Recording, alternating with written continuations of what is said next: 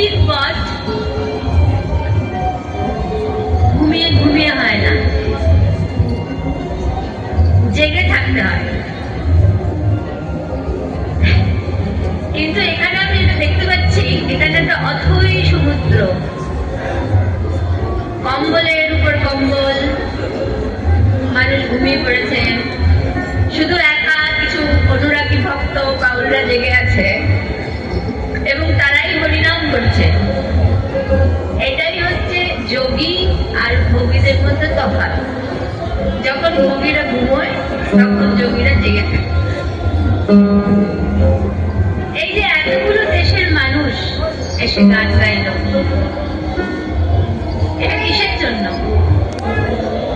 তারা এই গান গেলে কোনো নামও চায় না, কোনো যশও চায় না, টাকা কড়ির কথা তো বাদ দিলাম। এরা কেন এসছে, কিসের খোঁজে এসছে? বাউল গানে কি আছে যে যার খোঁজে তারা নিজের জীবন উৎসর্গ করতে আকুল? তার একটাই কারণ, সেটা হচ্ছে প্রেম। এই যে আধ্যাত্মিক প্রেম, ভালোবাসা, ঈশ্বর গুরুর প্রতি ভক্তি, এটার খোঁজেই মানুষ এসছে। তার কারণ নাম, যশ, খ্যাতি, পয়সা কড়ি কিছুই মানুষকে শান্তি দিতে পারে না। একমাত্র শান্তি পাওয়া যেতে পারে সেটা হচ্ছে এই আধ্যাত্মিক মার্গ। বাউল আমাদের আধ্যাত্মিক মার্গ, বাউল বাংলার আধ্যাত্মিক মার্গ। কিন্তু বাংলার হলে কি হবে? বাউল সারা পৃথিবীর মানুষকে বাংলা ভাষার মাধ্যমে তাদের হৃদয়কে স্পর্শ করতে পারে। বাউলের এত শক্তি। সুতরাং আমার দেশের যারা মানুষ, যারা বাঙালি, তাদেরকে আরো ভালো করে বাউলকে বুঝতে হবে। অন্য দেশের মানুষ এসে গান করে যাচ্ছে, কোথায়? আমাদের যুব পরম্পরার লোক কই যে এসে গান করছে? একটা দুটো ছেলে মেয়ে ছাড়া। সাধুর রাস্তা দিচ্ছে। তো বাঙালিদেরকেই আগে বাউলকে বুঝতে হবে। শ্রীরামকৃষ্ণ পরমহংস একটা কথা বলেছিলেন, বাউল এলো গেল, গান গাইলো, নাচলো, কিন্তু কেউ তাদের জানতে পারল না। সুতরাং জানার চেষ্টা করতে হবে। গান শুনলে হবে না, গানের কথা শুনতে হবে। গানের মধ্যে কি বলছে সেই কথাটাকে শুনতে হবে। একটা যদি পুরো গানটা মনেও না রাখতে পারি, তার মধ্যে একটা লাইন থাকবে যেটা আমার মনে লাগবে, সেই লাইনটা কিন্তু আমরা কখনো ভুলবো না। সেই লাইনটাকেই বারবার মনে করতে হবে। করতে করতে করতে করতে সেই গানের যে ভাবার্থ, সেটা আমাদের অন্তরে প্রবেশ করবে। সুতরাং বাউল গানের অনেক শক্তি। বাউল গান শুধু গান না, বাউল গান হলো মহামন্ত্র। একে যত শোনা যায়, যত গাওয়া যায়, তত আমাদের ভক্তি জাগ্রত হতে থাকে, আমাদের চেতনা, চৈতন্য জাগ্রত হতে থাকে।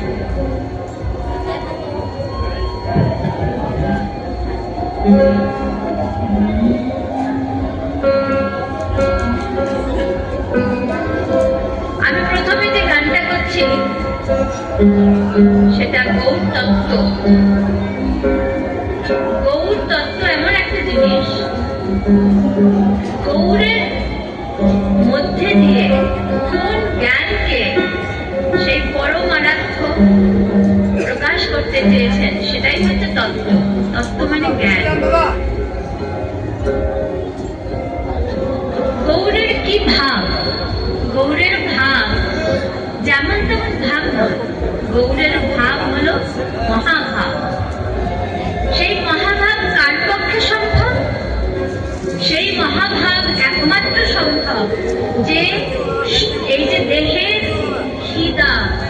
তৃষ্ণা, চিন্তা, কাম, ক্রোধ, লোভ সবকিছুকে যে উত্তীর্ণ করতে পেরেছে, তারপরে তার শরীর যখন অপ্রাকৃত, কামনা বাসনাহীন, প্রেমে পরিপূর্ণ হয়েছে, তখনই কেবলমাত্র সেই মহাভাব, যেটা গৌরাঙ্গ প্রকাশ করে থাকে, সেই মহাভাবের প্রকাশ হতে পারে।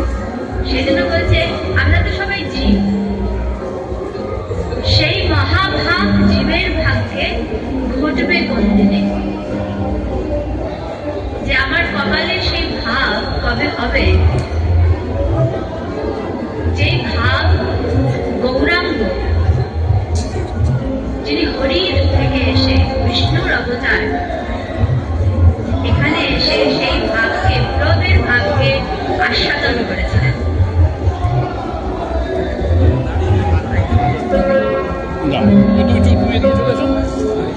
আমি করে দিচ্ছি। সেই মহাভাব চলছে জীবের ভাগ্যে,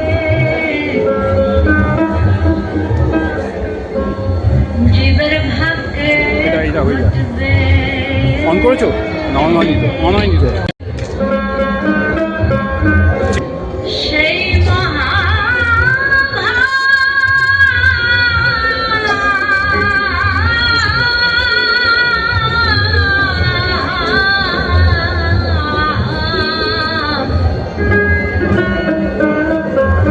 সেই মহাভাব জীবের ভাগ্যে, জীবের ভাগ্যে ঘটবে কোন দিনে।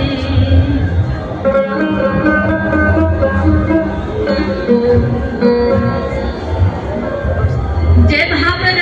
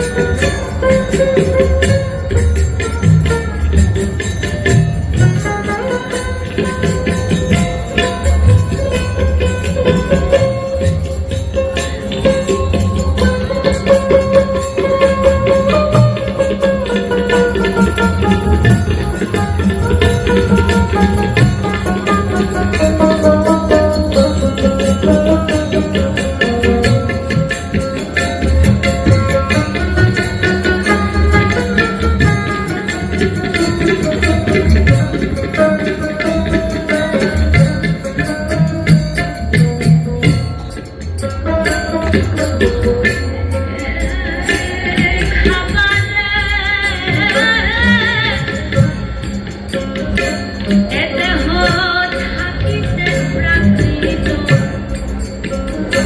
সে ভাব হবে না বদ্ধ অপ্রাকৃত হইলে পরে হবে বিবর্ত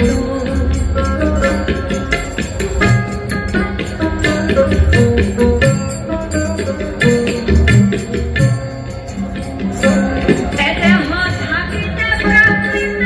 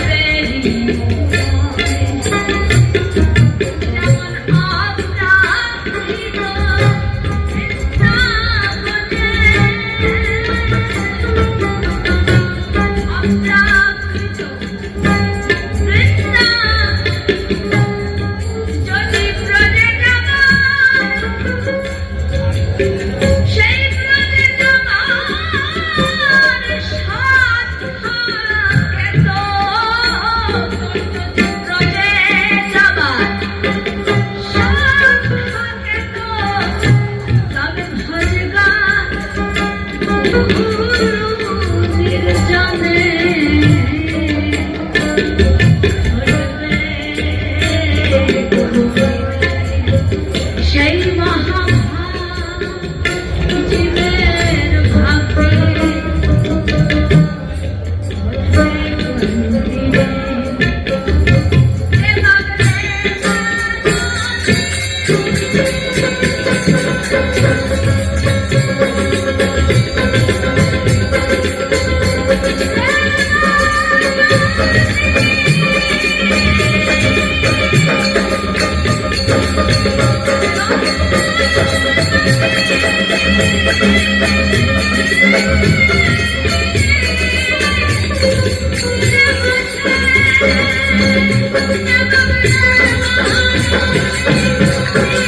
Thank you.